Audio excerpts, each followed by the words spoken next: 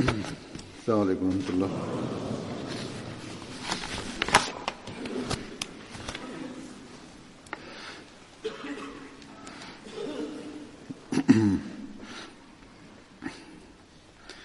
أشهد أن لا إله إلا الله وحده لا شريك له وأشهد أن محمدا عبده ورسوله أما بعد فأعوذ بالله من الشيطان الرجيم بسم الله الرحمن الرحيم الحمد لله رب العالمين الرحمن الرحيم مالك يوم الدين إياك نعبد وإياك نستعين اهدنا الصراط المستقيم صراط الذين أنعمت عليهم غير المغضوب عليهم ولا الضالين.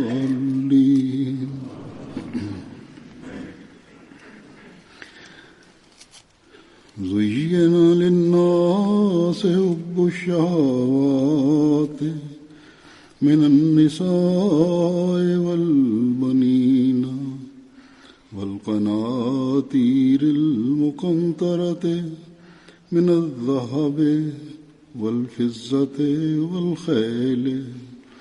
والخيل المصومة والأنعام والحرث ذلك متاع الحياة الدنيا والله عنده حسن المآب.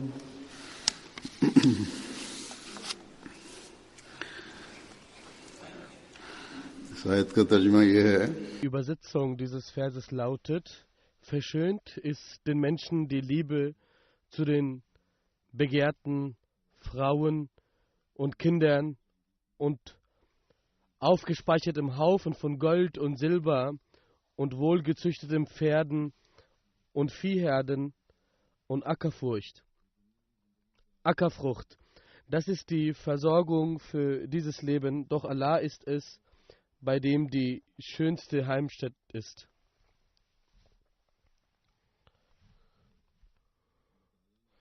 Allah hat dies so geschildert über jene Menschen, die Gott vergessen. Und ihr Augenmerk ist nur darauf gerichtet, die Welt zu erhaschen.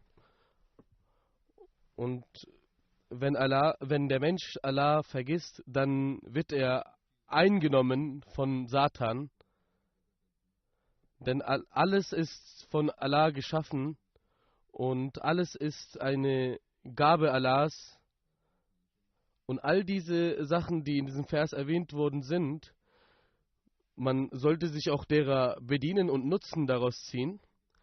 Der verheißene Messias ﷺ hat auch an verschiedenen Stellen erwähnt, dass all diese weltlichen Dinge auch wichtig sind und auch die Sunnat des heiligen Propheten Muhammad sind und die Sahaba diese Dinge auch getan haben und sie haben auch sehr viel Vermögen besessen und haben auch gehandelt, aber ihr Ziel war nicht die Welt. Sie hatten sich nicht der Welt vollkommen hingegeben. Der verheißene Messias sagt, es ist nicht der Wille Allahs, dass ihr die Welt vollkommen vergisst und euch von ihr abkehrt. Das Prinzip ist, dass derjenige, der sein Nafs, also sich selbst reinigt, er hat sein Ziel erreicht. Er hat seinen Erfolg bekommen. Man kann handeln, man kann arbeiten, aber man soll sich sein Nafs davor hüten, sein Ego dafür hüten, dass man die Gebote Allahs nicht einhält und Allah gegenüber ungehorsam ist. Der verheißene Messias Islam sagt, dass es das Recht des Nafs ist, des eigenen Ichs ist, dass es auch versorgt wird, aber es sollte nicht maßlos sein und unausgeglichen sein und nicht über die Liebe Allahs sein. Deshalb heißt es im Heiligen Koran, Zuyina lin-Nasi Hubba Shahawat, verschönt ist den Menschen die Liebe zu den Begehrten.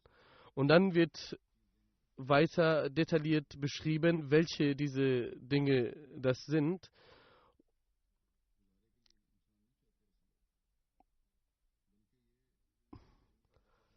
Und hier ist nicht die Rede, hier ist die Rede von solchen Menschen, die vollkommen versunken sind in der Liebe der Welt und ihr Ziel einzig und allein die Welt ist.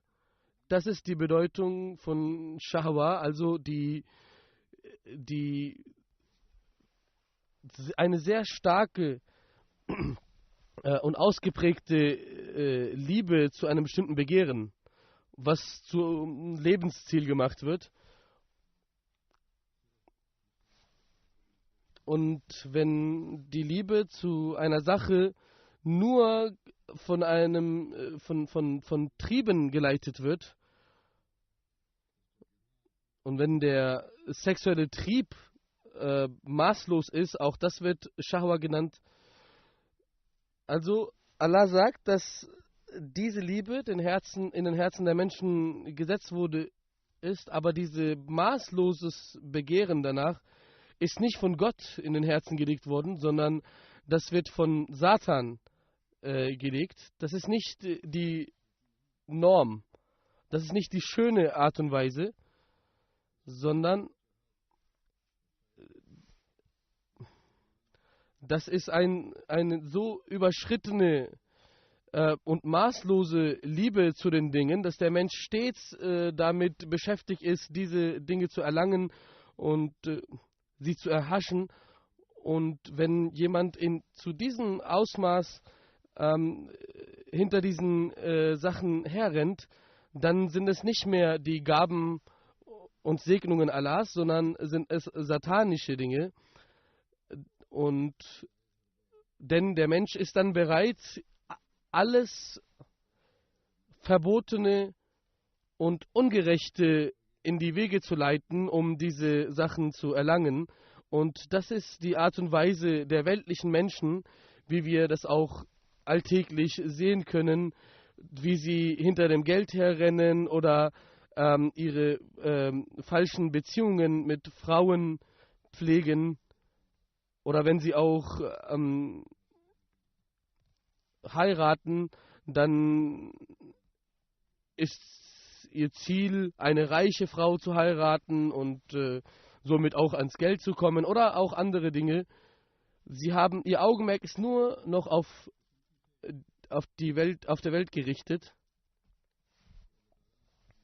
Obwohl Allah den Muslimen eine solche edle und reine Lehre beschert hat und sie auch aufmerksam gemacht hat und gewarnt hat, dass sie sich vor diesen Dingen schützen sollten, so dass man sie nicht dermaßen begehrt, dass sie das einzige und das ultimative Ziel eines Menschen werden, sondern sollte man sich über den spirituellen Zustand sorgen und Gottesnähe bemühen und sich vor Gott niederwerfen.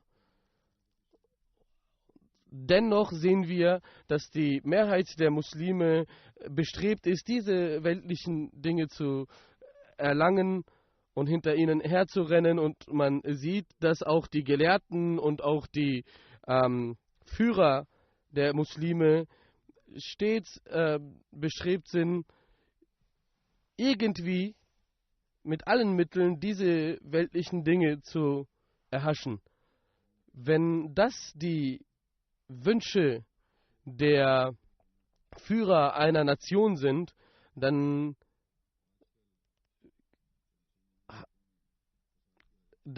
geht der Schaden auch über zu dem Volk, und das Volk spürt den Schaden von einer solchen Begehrlichkeiten und von solchen Wünschen ihrer Elite. Das, was Allah und der heilige Prophet Muhammad sallam uns über den Zustand der Führer der Muslime gesagt hat, sehen wir tagtäglich erfüllt. Wenn wir uns die Führer anschauen, dann sind sie dabei, mit beiden Händen die weltlichen Dinge zu erhaschen. Sie sorgen sich nicht. Ihnen geht es darum, dass sie mit dem Vorwand der Religion die Menschen hinter sich bringen oder dass sie in der Regierung sind und so ihre Ziele, ihre persönlichen Ziele erfüllen. Und sie benutzen dabei den Namen Allahs, aber die Furcht Allahs ist überhaupt nicht erkennbar durch ihre Taten. Wenn wir uns die Taten der Menschen in Pakistan anschauen. Muslimische Anführer töten die muslimische Bevölkerung und scheuen sich vor nichts. Aber die Regierung greift nicht ein, und das sieht man in bestimmten Ländern, dass das tatsächlich passiert. Und ihr Bestreben liegt darin, dass sie ihre Regierungen wahren und ihre Macht ausüben, aber ihr Hunger nach Macht stillt sich nicht. Was ist der Grund, dass obwohl die muslimischen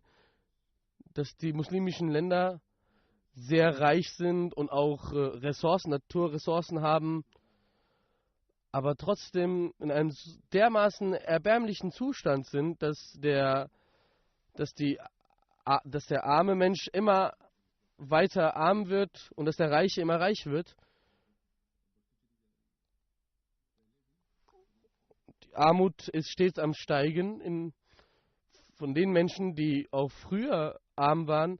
Obwohl sie Ölreichtum besitzen, steigt stets die Armut im Lande, und nur den Prinzen und den Anführern des Landes, der Elite des Landes, geht es gut, die sie vergeuden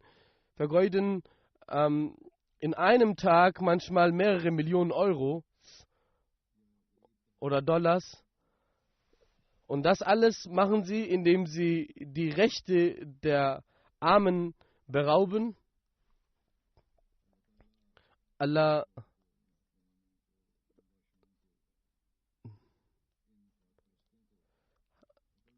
möge diesen Anführern, diesen egoistischen Anführern, die nur nach Geld trachten, den Verstand dafür geben, dass sie ihren Pflichten nachkommen und auch der Bevölkerung dienen. Darüber hinaus würden sie auch in weltlicher Hinsicht eine politische Macht besitzen, und sie würden, wenn sie ihren Pflichten nachkommen, auch eine bestimmte starke Position gegenüber anderen Staaten einnehmen können, von denen sie sich jetzt immer verleiten lassen. Der amerikanische Präsident hat einen verkündet,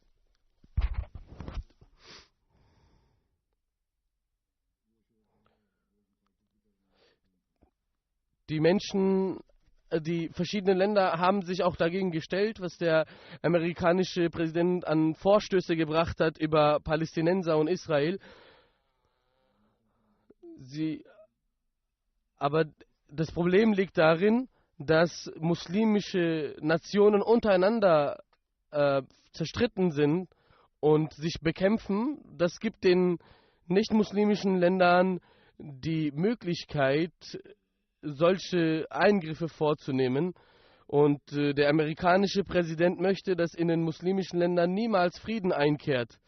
Wenn das Saudi-Arabien das verkündet, dass sie den Beschluss des amerikanischen Präsidenten überhaupt nicht dulden werden. Das ist das Land, was vor einigen Tagen noch in allem Ja gesagt hat, was Amerika ihnen vorgegeben hat und vorgesagt hat, und gegenüber Iran zum Beispiel. Da hätten sie ganz klar sagen sollen, dass wir auf der Seite des muslimischen Landes, des Irans, stehen und wir es nicht dulden können, dass ein nicht-muslimisches Land gegen ein muslimisches Land vorgeht. Genauso wie sie gegen uns vorgehen, holen sie sich auch Hilfe bei großen, mächtigen Staaten. Und das alles machen sie nur, um von der amerikanischen Hilfe profitieren zu können, und haben stets immer in ihren Beschlüssen sie bekräftigt und waren die Ja-Sager von Amerika, anstatt sich den Geboten Allahs zu widmen und diese einzuhalten. Der verheißene Messias al-Islam hat über jene, die nur hinter der Welt her sind, ein Beispiel über diese gesagt, dass es wie ein Patient ist, der von Jucken geplagt ist und die ganze Zeit nur durch Kratzen Zufriedenheit erlangt und somit sich weitere Wunden zuführt. Dieses vorübergehende Gefühl der Zufriedenheit führt letztendlich dazu, dass man sich immer weiter kratzt und dadurch Wunden zuführt und blutet am Ende. Diese Menschen, die denken, dass so ihre Macht sich ausweitet und ihre Gruppierungen sich vergrößern und mächtiger werden, aber im Endeffekt ist es so, dass sie sich selber Schaden zufügen. An einer anderen Stelle hat Allah diese Thematik so angesprochen im Heiligen Koran.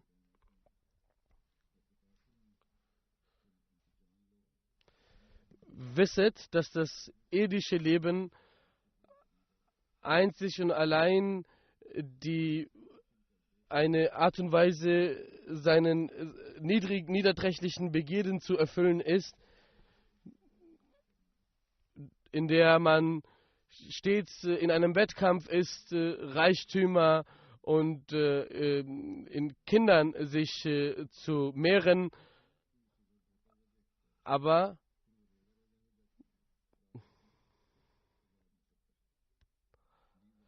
das ist wie ein Garten, der durch einen starken Sturm zunichte gerichtet wird. Und wenn man der Welt hinterherläuft, dann ist das so, als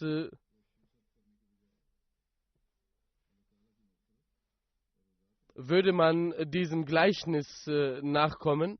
Also der Gläubige ist dazu angehalten, nicht wie ein Patient von Jucken zu werden und so sich selber ständig Schaden zuzufügen. Der verheißene Messias al-Islam hat an einer Stelle gesagt, dass je mehr der Mensch sich von weltlichen Begierden befreit hat und sich von dieserlei Zwiespalt befreit, desto mehr Zufriedenheit erlangt er. Denn derjenige, der sich in einem Zwiespalt befindet und der Welt hinterherläuft, hat ein Feuer im Herzen, und vor diesem sollte man sich schützen und sich erlösen. Der verheißene Messias des Islam berichtet ein Ereignis von einem Fakir, der an einem Straßenrand saß und mit sehr wenig Tuch nur seinen Kopf bedeckt hatte. Der Mensch, der an ihm vorbeilief, fragte den Fakir, wie es ihm ginge. Der Fakir sagte, wie sollte es einem Menschen gehen, dem alle Wünsche erfüllt worden sind? Und der Mann fragte ihn, O Fakir, wie konnten all deine Wünsche und Begierden erfüllt werden? Der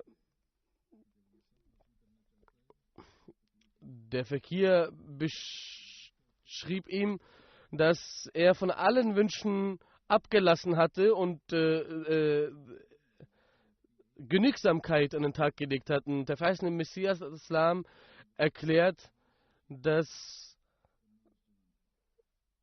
Enthaltsamkeit und Genügsamkeit dazu führt, dass man diesen Zufriedenheitszustand erlangt. Derjenige,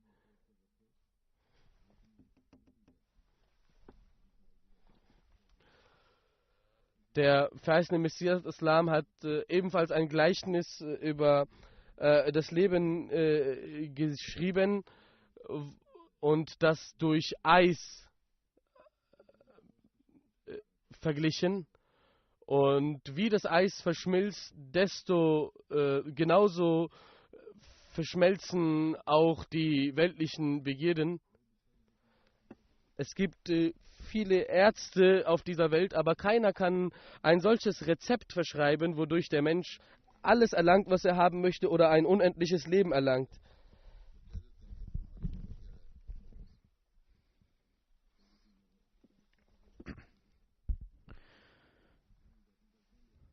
Es gibt Menschen, die sagen, dass du so und so viel Leben haben wirst, aber das alles ist sehr temporär. Der verheißene Messias al-Islam sagt, der Mensch macht sich etwas vor, wenn er nur auf die Welt schaut. Wir sehen, dass nach dem Alter von 60 Jahren der Mensch schwach zu werden beginnt. Und es sind sehr glückselige Menschen, die 80, 82 werden und auch Kraft besitzen, etwas zu tun. Oft ist es so, dass sie in diesem Alter gar nicht mehr die Kräfte besitzen, etwas zu tun. Und sie haben wenig geistige Kräfte und wenig körperliche Kräfte übrig in diesem Alter. Und passiert teilweise sogar, dass ihre Frauen sie manchmal oder andere Frauen oder Familienmitglieder sie nicht mehr gut behandeln, wenn sie alt werden. Und der verheißene Messias sagt, der Mensch ist in seiner Jugend so sehr beschäftigt mit dem Alltag, dass er sein Alter vergisst. Und ein Mensch, der Kräfte besitzt, meint, dass er diese Kräfte immer besitzen werden wird. Und er denkt, dass er immer diese Macht haben wird über sich. Man muss seine Jugend als eine Segnung betrachten.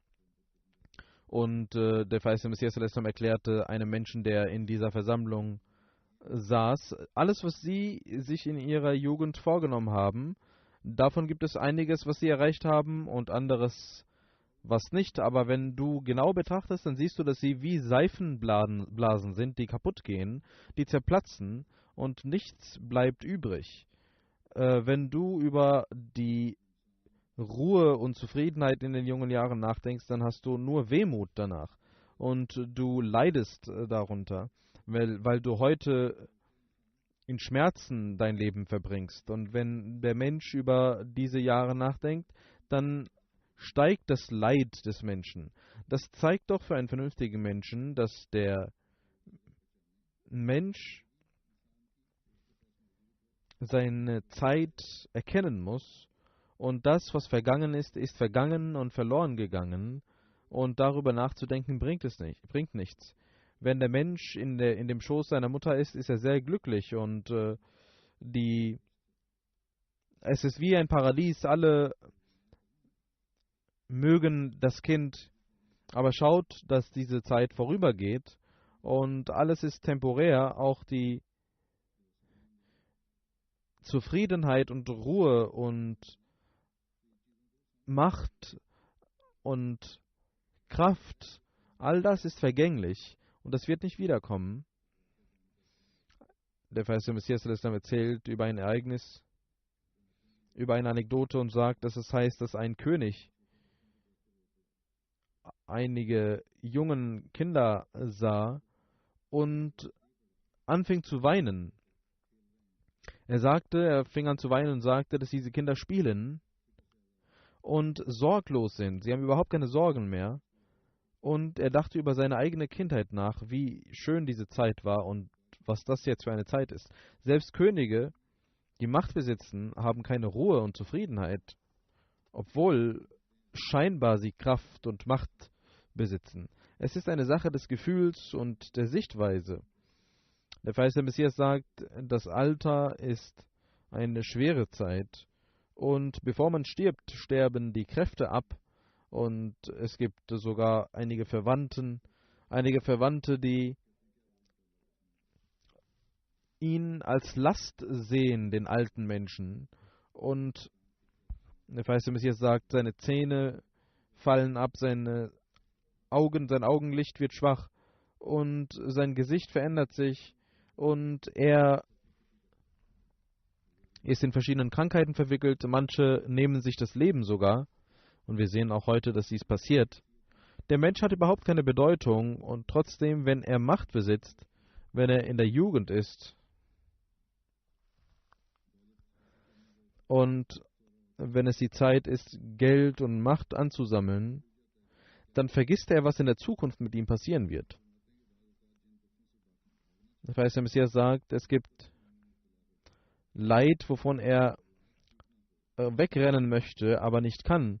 Und wenn die Kinder einem nicht helfen, dann ist er noch mehr in Leid versunken. Und er denkt darüber nach, welche Fehler er gemacht hat.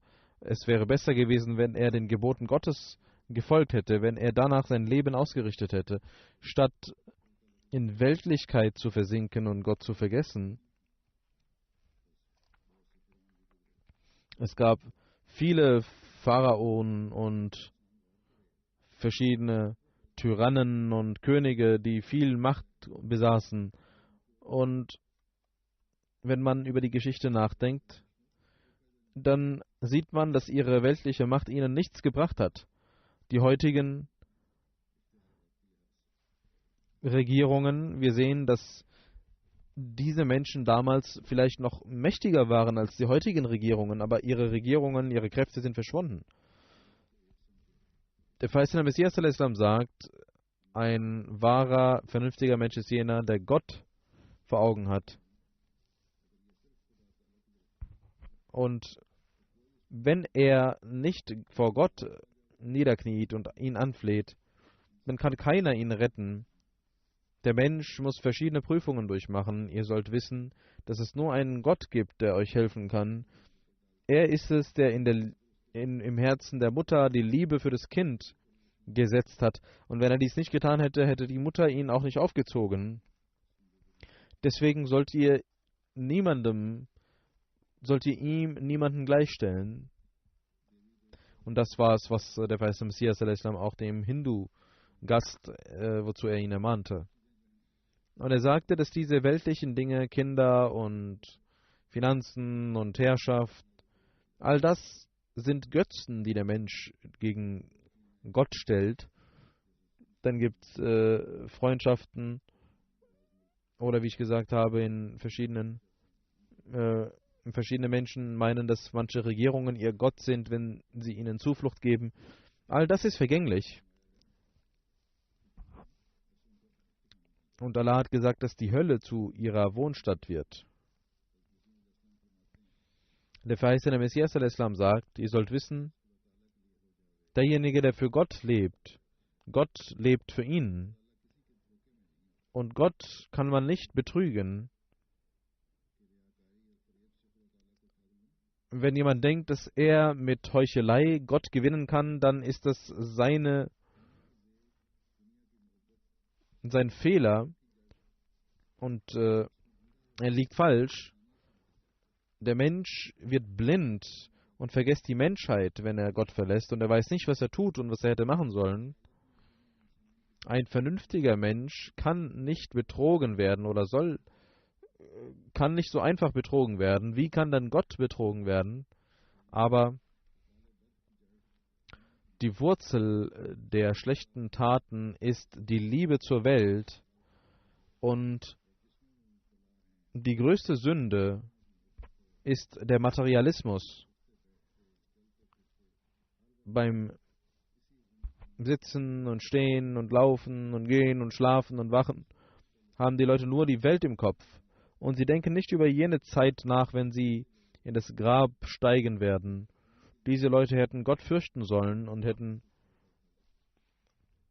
etwas Schmerz für den Glauben besitzen sollen, dann hätten sie sich retten können. Für einen Gläubigen ist es wichtig, dass er auf sein Jenseits schaut und versucht, die Liebe Gottes zu gewinnen. Er sollte einfach leben und er sollte die Mittel dieser Welt zwar benutzen, aber nicht zu Götzen machen.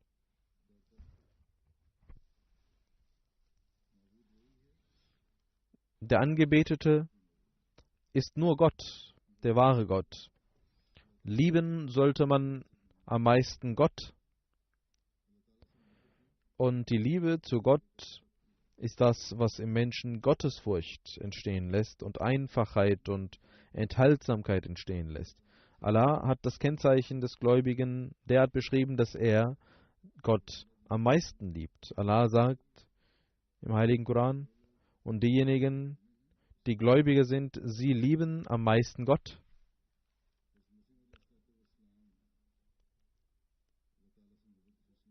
Der verheißene Messias ﷺ sagt über die Liebe zu Gott: Man sollte wissen, dass die Erhabenheit Gottes es nicht wünscht, dass man ihn irgendjemanden beiseite stellt, ihm etwas beigesellt, dass man niemand anderen so sehr liebt wie Gott.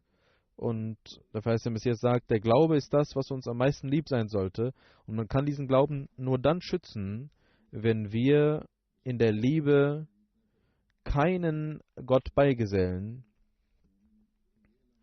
Das ist das Kennzeichen des Gläubigen. Und Allah sagt im Heiligen Koran, diejenigen, die gläubig sind, sie lieben nichts mehr als Gott. Die Liebe ist eine Pflicht, die nur Gott gebührt, ein Recht, worauf nur Gott Anrecht hat. Und wenn man etwas anderes liebt statt Gott, dann ist dies ein großer Fehler. Man kann den eigentlichen Erfolg nur durch die Liebe Gottes erlangen. Man kann nur durch die Liebe zur Einheit Gottes den Erfolg erlangen, indem man in Gott aufgelöst wird. Diejenigen, die für ihn leben, werden nur für ihn. Und sie opfern alles auf seinem Wege. Der verheißene Messias sagt, es gibt Menschen, die getrennt werden von solchen Menschen, über die sie denken, dass sie lieben. Aber ich meine, dass niemand in der Liebe gleichkommen sollte, Gott gleichkommen sollte. Und mein Herz sagt, dass die Liebe zu einem Fremden, egal ob Freund oder Sohn oder irgendjemand, statt Gott jemanden zu lieben, ist ein Kufr und eine große Sünde. Und man beraubt sich der Barmherzigkeit und Segnung Allahs und kann so den Glauben verlieren.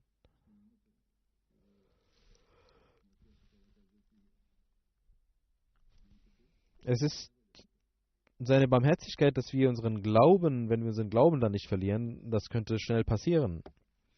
Wenn man Gott nicht liebt oder jemand anderen statt Gott liebt.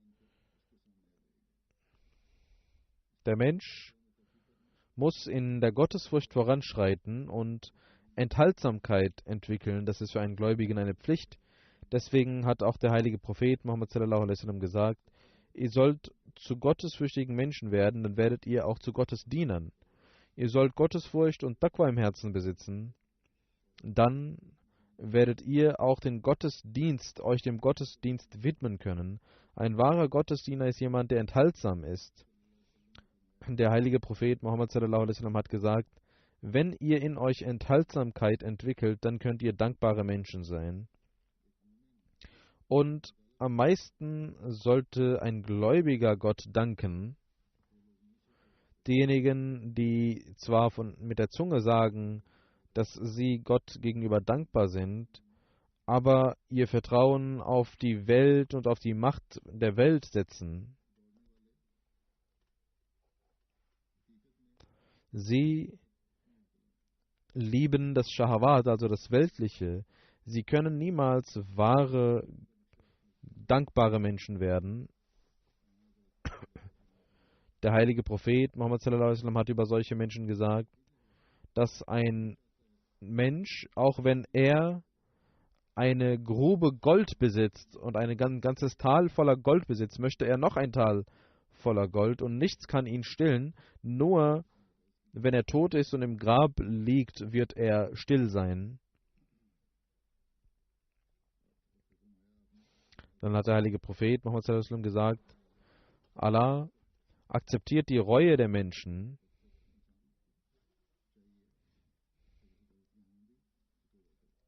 und der Mensch sollte Reue zeigen. Der heilige Prophet Muhammad sallallahu alaihi wasallam sagt über die Enthaltsamkeit eines gläubigen Menschen, derjenige, der mit Zufriedenheit den Morgen aufwacht und Essen für einen Tag besitzt, hat quasi die ganze Welt gewonnen. Er hat alle Schätze der Welt gewonnen. Das ist für einen gläubigen Menschen das Niveau an Enthaltsamkeit. Möge Allah in uns diese Enthaltsamkeit entstehen lassen und möge er in uns die Liebe Gottes entstehen lassen. Möge die Liebe Gottes unser Ziel sein statt die Welt und möge die Vergebung Gottes und seine Nähe das sein, was wir erlangen. Und ich möchte auch auf ein Gebet aufmerksam machen, wie ich auch kurz erläutert habe, gesagt habe, dass die Führer der muslimischen Länder hinter weltlichen Wünschen her sind.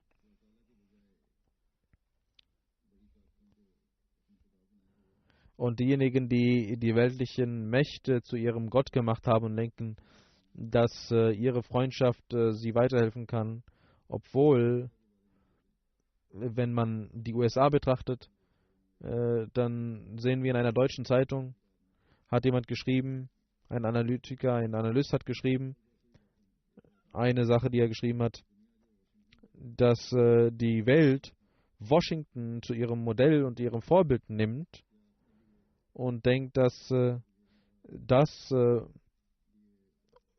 etwas ist, was wir befolgen müssen.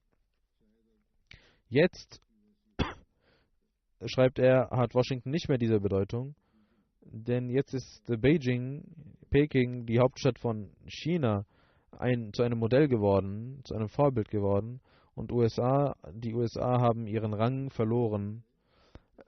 Diese weltlichen Dinge sind heute da und morgen weg. Die Muslime sollten wissen, und auch diese Bekanntmachung nach Jerusalem, die Botschaft zu verlegen, ist genau deswegen passiert, hat genau USA deswegen gemacht, weil sie denken, dass sie dadurch ihre Verhältnisse mit Israel stärken können und so ihre Macht stärken können. Aber wenn von Allah der Niedergang kommt, dann können weltliche Verträge und Freundschaften nichts mehr nützen. Und es scheint so zu sein, dass diese Großmächte, vor allem USA, jetzt eine Zeit des Niedergangs erleben werden. Wann das Ergebnis kommen wird, das weiß Gott besser.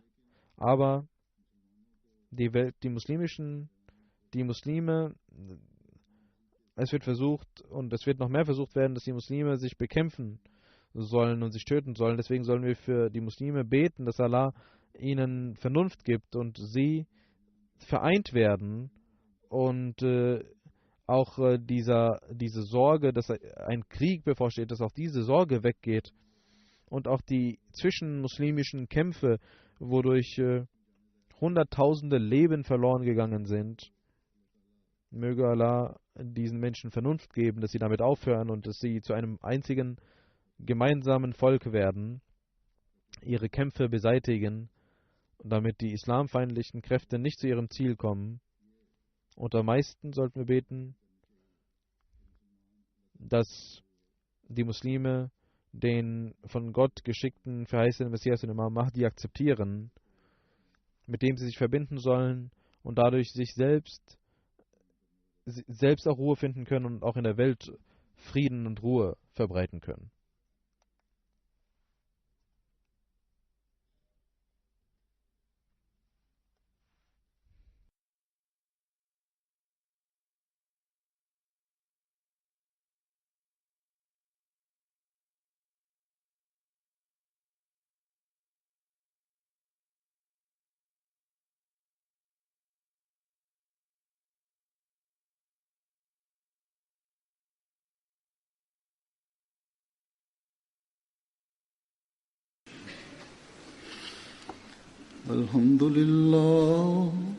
الحمد لله نحمده ونستعينه ونستغفره ونؤمن به ونتوكل عليه ونعوذ بالله من شرور أنفسنا ومن سيئات أعمالنا من يهده الله فلا مضل له ومن يضلل فلا هادي له ونشهد أن لا إله إلا الله ونشهد أن محمدا عبده ورسوله عباد الله رحمكم الله إن الله يأمر بالعدل والإحسان